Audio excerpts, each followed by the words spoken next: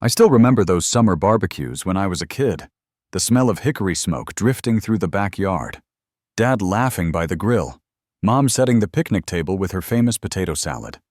Those were the days when I believed family meant forever. When I thought no matter what happened in life, home would always be a place where I belonged. But some things change in ways you never expect. And sometimes a single text message in a family group chat can shatter everything you thought you knew. Before I get into what happened, let me know where you are watching from today. Drop your location in the comments below. And if you have ever felt like the outsider in your own family, hit that like button and subscribe to this channel. Stay with me, because what happened next taught me the true meaning of family, and it is not what you think. My name is Chuck, and I am 35 years old. I grew up in a suburb outside Austin, Texas, in a 4-bedroom house with a big backyard and a swimming pool that Dad never got around to fixing. My father, Frank, was an accountant who retired about 5 years ago. My mother, Linda, taught elementary school for 3 decades before hanging up her chalk. And then there is my younger brother, Derek, who just turned 30 this year. Growing up, Derek was always the golden child. I do not say that with bitterness anymore, just as a fact. When Derek brought home a B+, my parents celebrated like he had won the Nobel Prize. When I brought home straight A's, they just nodded and asked why I had not joined more extracurricular activities like my brother. When I was 16, I discovered my passion for cooking, specifically barbecue. There was something almost magical about taking a tough cut of meat and transforming it over hours of low and slow heat into something tender and flavorful. I used to practice in our backyard, experimenting with different wood chips and rubs. I thought my parents would be proud. Instead, when I asked them if I could attend culinary school after graduation, my father laughed. He said cooking was not a real career for a man with potential. He said I should focus on something practical, something that would make real money. When I pointed out that chefs can make good money, he just shook his head and walked away. 2 years later, when Derek turned 16, my parents bought him a brand new car, a shiny red Mustang. Their reasoning was that Derek needed reliable transportation for networking and building connections. I had been driving a rusty pickup truck I bought with my own money from working weekends at a grocery store. I put myself through community college studying hospitality and culinary arts. I worked 2 jobs to pay my tuition, while Derek went to a state university on my parents' dime. They even paid his rent for 2 years after he graduated because they said he needed time to find himself. I found myself at 19 years old working the overnight shift at a barbecue joint in East Austin, learning everything I could from an old pitmaster named Harold. Harold was 73 years old when I met him. He had been smoking meat for over 50 years, and his brisket was legendary in certain circles. He took me under his wing, taught me secrets that he said he had never shared with anyone else. He showed me how to read the smoke, how to feel when the meat was ready, how to balance salt and pepper and time and temperature into something approaching perfection. When Harold passed away 7 years ago, he left me his recipes and his blessing to carry on his legacy. I opened my first restaurant 6 months later, a tiny place with 12 tables and a smoker I built myself from an old oil drum. I called it Smokin' Chuck S. My family never came to the opening. They said they were busy. Derek had a work thing. Mom had a headache. Dad said he would stop by sometime, but sometime never came. That first year was brutal. I worked 18-hour days, 7 days a week. I slept on a cot in the back room. I poured every dollar I made back into the business. And slowly, word started to spread. Food critics came, then food bloggers. Then the lines started forming before we even opened. 10 years later, Smokin' Chuck S has 7 locations across Texas. We do over $3 million in revenue annually. Texas Monthly named me one of the top 10 pitmasters in the state. I own a 5-bedroom house, 3 cars, and I employ over 60 people. My family has no idea about any of this. You see, I learned early on that my parents would never love me for my accomplishments. They had already decided who the successful son was, and nothing I did would change their minds. So I stopped trying to impress them. I stopped mentioning my business. When they asked what I was up to, I just said I was still cooking. They would nod with that familiar disappointment in their eyes and change the subject to whatever Derek was doing. 3 years ago, my parents almost lost their house. Dad had made some bad investments, and they were 6 months behind on the mortgage. The bank was threatening foreclosure. I found out through a cousin who thought I should know. I paid off their mortgage in full, $240,000. I did it through a lawyer with instructions to tell my parents it was a bank error in their favor. I did not want their gratitude. I did not want them to suddenly pretend to care about me because I had money. I just did not want them to lose their home. The deed to that house is technically in my name now, though my parents have no idea. I never planned to do anything with that information. It was just a precaution in case they ever got into financial trouble again. About a year ago, Derek met a woman named Priscilla at some corporate event in Dallas. She was 28, came from money, and worked as a marketing manager at some fancy firm. Within 6 months, they were engaged. Within 9 months, they were married. I was invited to the wedding, but I was seated at the very last table near the kitchen. Priscilla never spoke to me directly. The only time she acknowledged my existence was when she looked me up and down and asked if I flipped burgers for a living. I just smiled and said something like that. Derek married her anyway. And my parents adored her. Finally, their golden boy had found a golden girl to match. It was a Wednesday evening when everything changed. I was at my flagship restaurant going over catering orders for the upcoming weekend. Business was good. We had 3 events booked, including a corporate function that was paying premium rates. My phone buzzed with a notification from the family group chat. We had one of those, though I rarely participated. It was mostly my mom sharing recipes she would never actually make, and Derek posting pictures of his new house. The message was from Derek. It said he had a quick update about the weekend barbecue at Mom and Dad's place. I felt a small spark of warmth in my chest. I had almost forgotten about that. Mom had mentioned it a few weeks ago, some kind of family gathering. I had already planned to bring some of my award-winning brisket as a contribution. Then came the next message. Derek said Priscilla wanted him to send something on her behalf. I read the words 3 times before they fully registered. The message said that regarding the barbecue on Saturday, Priscilla thought it would be best if I did not attend. She explained that her colleagues from the firm would be there, and she did not want the whole event to smell like a cheap smokehouse. The message said that I always reeked of grease and smoke, and that it would be embarrassing. It ended with a hope that everyone would understand. I sat there in my office staring at my phone. My first thought was that this had to be some kind of joke. A bad one, but a joke nonetheless. Surely my parents would say something. Surely my own mother and father would not let this stand. Then the reactions started appearing. Mom added a thumbs up to the message. Dad added a thumbs up right after. Then Mom sent a follow-up saying that Priscilla had a point. She said they wanted to make a good impression on her colleagues. She called me honey and suggested maybe next time. Dad chimed in agreeing. He called me son and asked if I understood. He said it was just one barbecue. Derek finished it off by thanking everyone for understanding. He told me no hard feelings, bro. No hard feelings.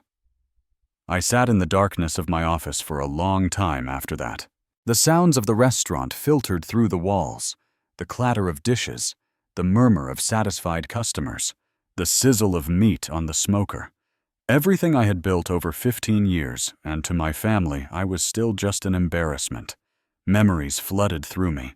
The time I drove 4 hours in the middle of the night because Dad called saying their pipes had burst. The months I quietly sent money to Derek when he was between jobs and too proud to ask our parents for help. The Christmas I spent 3 months' salary on a ring my mother had admired in a store window for years. She said it was pretty, put it in a drawer, and never wore it once. At Derek's wedding, I gave them $10,000 as a gift. Derek sent me a text that just said thanks, bro. Not even a phone call. I typed several responses to that group chat. Angry ones, hurt ones that laid out exactly how much I had done for this family while they treated me like a second-class citizen. I deleted all of them. In the end, I sent one word: understood. Then I turned off my phone and sat in the dark. About an hour later, my assistant manager, Emma, knocked on my door. She said we had received a big catering order for Saturday. Some woman from Dallas wanted the premium package for about 50 people. She had specifically requested that I personally oversee everything. She was paying double for the rush order. I took the paperwork from Emma and looked at the details. The event address was my parents' house. The client name was Priscilla Williams. For a long moment, I just stared at that paper. Then something that might have been a laugh escaped my throat. Of all the barbecue catering companies in Texas, Priscilla had chosen mine. She had no idea. She had probably just Googled best barbecue catering in Texas and picked the top result. Emma asked if everything was okay. I told her everything was fine. I told her I would handle this one personally. That night, I did not sleep. But I was not planning revenge. I was not scheming or plotting. I just wanted to show up and do my job. I wanted them to see finally who I really was. And then I wanted to walk away. Saturday morning came cold and clear. I arrived at my parents' house at 6 a.m. with a crew of 5 people and 2 trucks full of equipment. The Smokin' Chuck S logo was emblazoned on both vehicles in letters 2 feet tall. I wore my chef coat with my name embroidered on the chest. My team moved with practiced efficiency, setting up the professional smokers, the buffet stations, the serving tables. We had done events like this hundreds of times. My parents were still asleep. The party was not scheduled to begin until 2 in the afternoon, and Priscilla had arranged for setup to happen early, so everything would be perfect by the time her colleagues arrived. Around 8 in the morning, I heard a car pull into the driveway. I recognized the white BMW immediately. It was Derek S.'s car, the one our parents had helped him buy last year. Priscilla stepped out first. She was wearing a floral sundress and designer sunglasses, looking like she had stepped out of a lifestyle magazine. She surveyed the yard with a satisfied smile, nodding at the catering trucks and the professional setup. Then she walked around to the backyard where I was standing next to the main smoker. She stopped dead in her tracks. For a moment, we just looked at each other. Her face cycled through confusion, recognition, and then something approaching horror. She started shouting immediately. She demanded to know what the hell I was doing there. She said she had told me not to come. I turned to face her, fully keeping my voice calm and professional. I greeted her as Mrs. Williams. I explained that I was there to fulfill her catering order. I reminded her that she had specifically requested the owner to personally oversee everything. Priscilla S.'s face went pale. She sputtered that this could not be right. Derek came running around the corner, phone still in hand. He asked what was going on. He saw me and froze. He stammered my name, asking why I was there, clearly confused. I pointed to the logo on my coat, then to the logo on the trucks. I told them that Smokin' Chuck S was me. I was Chuck. Priscilla looked like she might faint. She started babbling about how she had booked the best barbecue catering in Texas. She mentioned the awards, the 7 locations, the reviews. I nodded. I told her that was all me. 15 years of work. But I supposed I still smelled like a cheap smokehouse to her. Priscilla whirled on Derek, demanding to know why he had never told her his brother owned Smokin' Chuck S. Derek looked just as shocked as she did. He admitted he did not know either. I told them simply that they had never asked. None of them had ever asked about my life. The commotion had woken my parents. Mom came rushing out in her bathrobe, hair still messy from sleep. She demanded to know what all the noise was about. Then she saw me and stopped short. She asked what I was doing there. She reminded me that they had told me not to come and asked why I could not respect one simple request. I kept my composure. I explained that I was working. I told her that her daughter-in-law had hired my company. I mentioned that Priscilla had paid $8,000 for this service. I said I was just doing my job. Mom's jaw dropped. She repeated the number in disbelief. $8,000 for barbecue. I confirmed it. $8,000 for the best barbecue in Texas. That was what Priscilla had wanted, and that was what she was going to get. Priscilla tried to recover her composure. She said fine, so I had a business. She said big deal. She insisted I was still just a cook.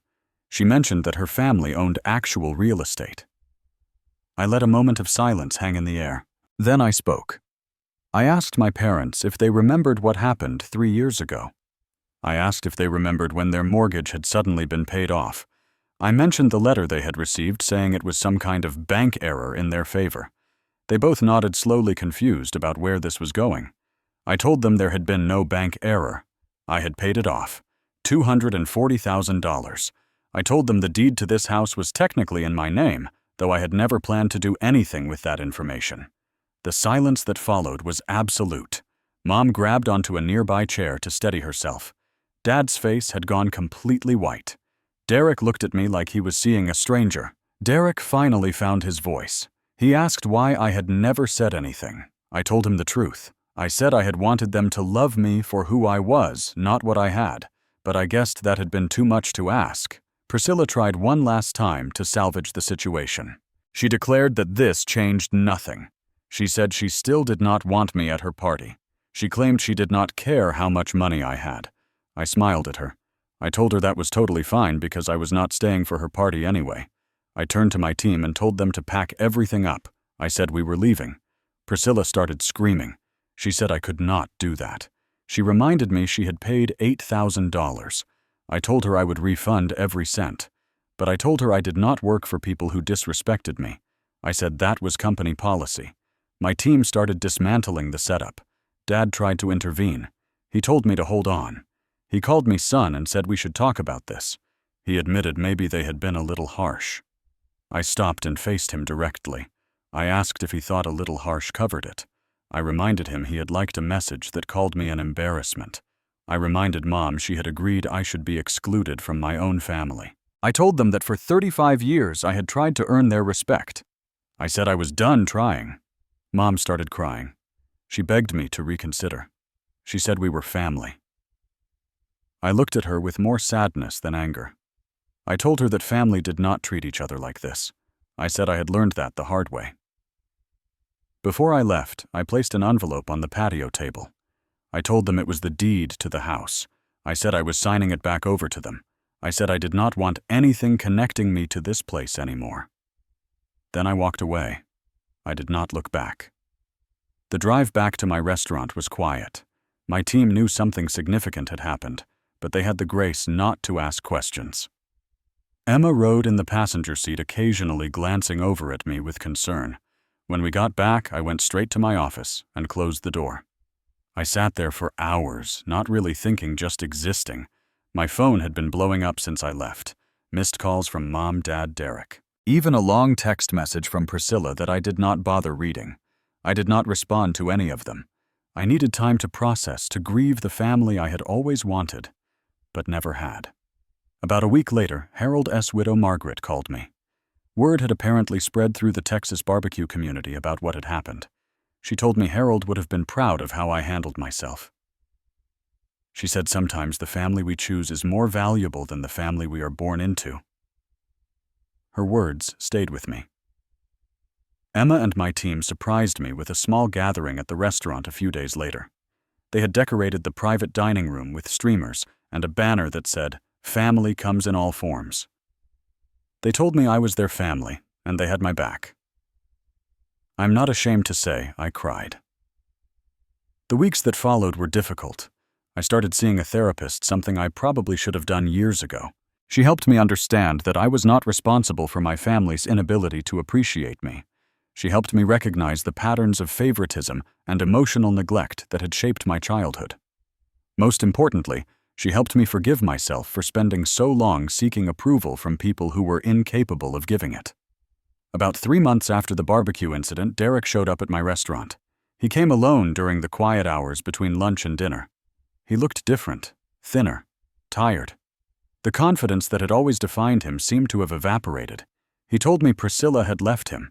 Apparently, she had only married him because she assumed our family had money.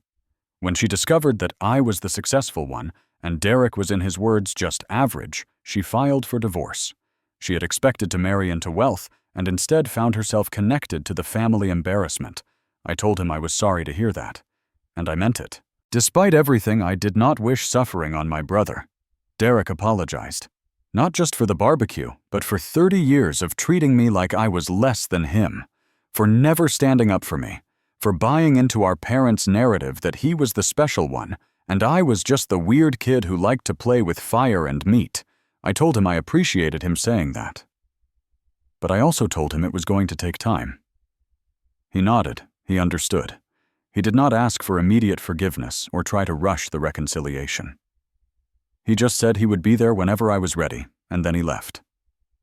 My parents sent me a handwritten letter a few weeks after that.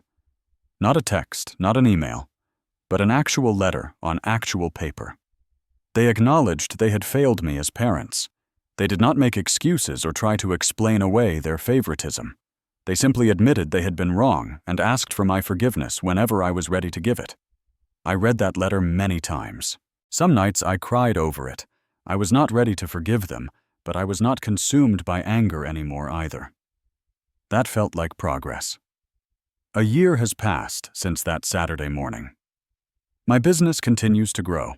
I opened 2 more locations and appeared on a television program about regional cuisine. More importantly, I met someone. Her name is Sophie, and she writes about food for a living. She came to review my restaurant and ended up staying for 3 hours talking with me about everything from smoke profiles to childhood memories.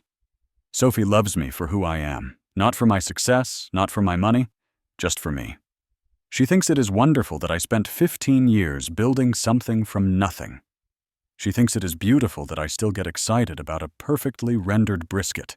She has never once made me feel ashamed of my passion. Last month I got a call that my father had suffered a minor stroke. I went to the hospital. I did not embrace my parents or pretend everything was fine between us. But I was there. I sat in the waiting room. I brought coffee for my mother. When Dad was stable, I went in to see him. We did not say much. But something in his eyes looked different, softer, maybe more aware of how short life really is. It is a small step, but it is a step. Looking back on everything I have learned, some things I want to share. First, your value is not determined by how others treat you. I spent decades believing I was somehow less than because my family made me feel that way. That was their failure, not mine. Second, sometimes loving yourself means walking away from people who hurt you, even if those people share your blood. Family is not just about genetics. It is about choice. It is about showing up. It is about respect. Third, forgiveness is a process, not an event. I'm still working on forgiving my parents and my brother. Some days are easier than others. But I have learned that forgiveness does not mean forgetting. It does not mean allowing people to continue hurting you. It just means releasing the anger so it stops poisoning your own heart.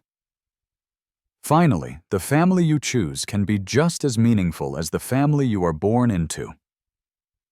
Harold believed in me when my own father did not. Emma and my team supported me when my own mother thought I was an embarrassment. Sophie loves me in ways I never experienced growing up. I'm standing outside my newest location now watching the sign being installed. Smokin' Chuck S. established by a kid who believed in himself when no one else did. Sophie is beside me holding my hand. My team is gathered behind us cheering as the letters light up for the first time. I do not have the perfect family. Maybe I never will. But I have something better. I have peace. I have purpose. I have people who love me for exactly who I am. And that is more than enough. So if you are out there right now feeling like you will never be good enough for the people who are supposed to love you most, I want you to remember something. You are not the problem. Sometimes the bravest thing you can do is walk away, and sometimes walking away is exactly how you find your way home. Now I want to hear from you. Have you ever had to set boundaries with your own family? Have you ever felt like the outsider at your own dinner table? Drop your story in the comments below. I read every single one, and your experiences might help someone else who is going through the same thing. If this story resonated with you, please hit that like button. It helps more people find these videos. Subscribe to the channel if you have not already, and share this with someone who might need to hear it today. You never know whose life you might change just by clicking that share button. Thank you for spending this time with me. Whatever you're going through right now, I hope you find your own version of peace. I hope you find people who love you the way you deserve to be loved. And I hope you never forget that your worth is not determined by anyone but yourself. Take care of yourselves out there. And remember, the best barbecue, like the best relationships, takes time, patience, and a whole lot of love. Until next time.